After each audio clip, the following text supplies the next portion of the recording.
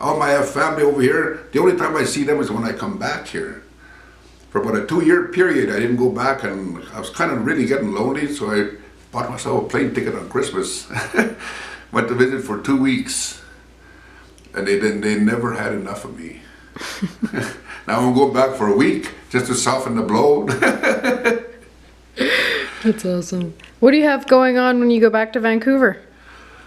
Actually, I work with the Indian Residential School Survivors Society, and I work with ex-survivors, old survivors who have gone through all of that, the elders now that live in group homes. That's who I work with now.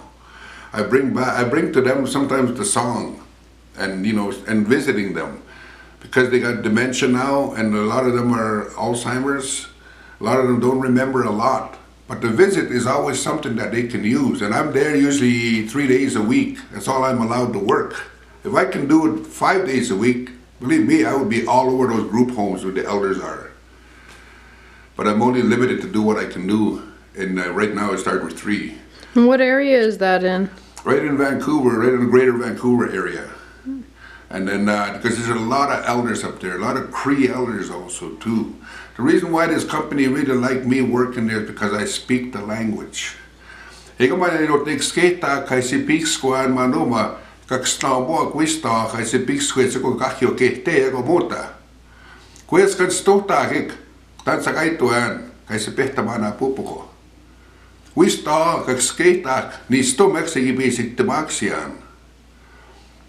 is the message I bring to the elders when I tell them, I too grew up in a poor environment. However, I did successful things by what I do now. So therefore, what I say and what I hear is something that I pass on to these elders, because now they have dementia, and sometimes I share a song with them. And when I share a song with them, sometimes it triggers out just one little memory from them. And that's a big step for me, to trigger that one little memory. Like with one elder, he said a name, and I was saying, who is this lady? That's my daughter. He said, he just snapped, suddenly remembered his daughter's name. All these years he'd forgotten.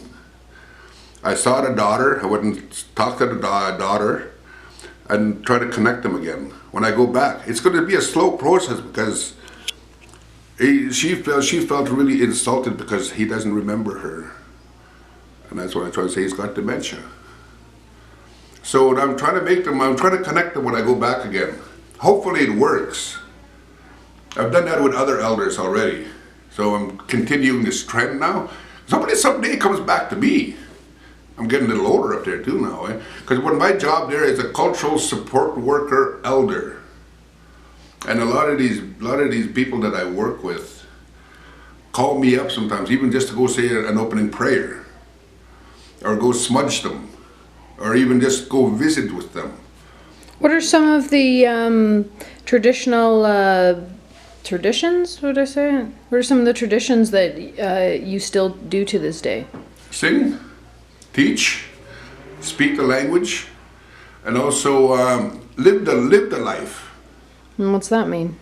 Live the life by being that we be very, very open-minded with my cultural sense, right? Like, I smudge mostly every morning. And what's that? When I smudge myself I say my prayers. But this is how I say my prayers. A lot of times that's how I say my prayers with my drum, because that's how I was taught. That's the only thing I know, is drum. I don't know nothing else. Who did you learn most of the things you believe in today from? My late grandfather and my late father were my teachers. As I got older, I had 8 other teachers coming in to help me out, because they knew the position that I was put in. I needed more elders to teach me a lot of this. Because when I was 12, I was given the responsibility of being the drum keeper for my reserve, not only for my reserve, but for my family. And the big powwow drum is what I'm talking about. When I was given that responsibility, I had to abstain myself from, I hate saying this, but females. I really mean that. I was a 30-year-old virgin because of the drum. If I believed that life, I had to live it. I have a 28-year-old son now, but he doesn't follow that way of life. So therefore, his way of life is through his music. Also, he's a musician too, but he's a hip-hop artist now. Someday I want to do an amalgamation with him. Compilation with him, with his music and my music. And if I can create something like that, then wow, it's going to be so powerful, father and son team. And if we can do the father and son team, wow, it's going to be so, it's one of those things that I dream of all the time. And my son to be stand right by me, singing, but his music. And I want to be able to teach my grandsons. I have 2 grandsons. I want to teach them that too. I teach them the language as I go right now. Every day I see them, every time I see them, I give them 1 word. And they learn from that. My daughter teaches them. My daughter doesn't speak it, but my daughter remembers what I say. My son remembers what I say. So this is the part of the teachings that I always leave with them, just a little bit at a time. If I lived with them full time, believe me, they would be speaking the language already, because I would make sure. I have another set of grandkids in Quesnel. Sad to say that, you know what, they're the only ones, they're blonde-haired, blue-eyed little white kids running around. My grandchildren, they speak the language. I should have done what I did to them over there, to these ones in Edmonton. I recorded a lot of these things and they listen to that. Every day they listen to what I'm talking about. I go visit them, they speak the language to me. Do you find that that is a huge issue within your culture? Is language stops from generation Actually, to it doesn't generation? have to stop. You know, it's up to the young people now. However, today technology is stopping a lot of them from learning in the cultural aspect. My grandchildren, the ones in Edmonton, when I come around, I demand respect from them. Because if I don't, they're going to be sitting there with their tablets playing games, or their phones playing games, or on a machine playing games. When I get there, I shut the TV off, I check the fridge, make sure there's no junk food in there, like popping chips or anything like that. When I get there, I get rid of everything. My daughter don't like me that much, but however it is, I have to do that for my grandkids. I bring in a big 24 pack of water.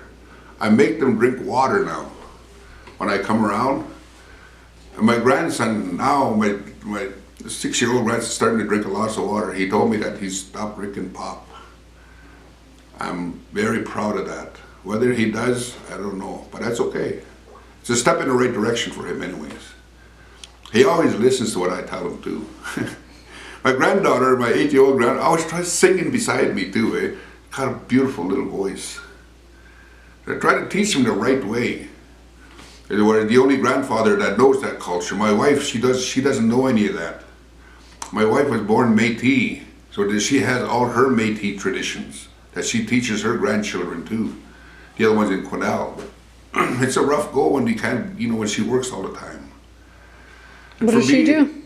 For me, I have a lot of time on my hands, and that's why when I have more time, I grab my drum, I go sing by the water, alone.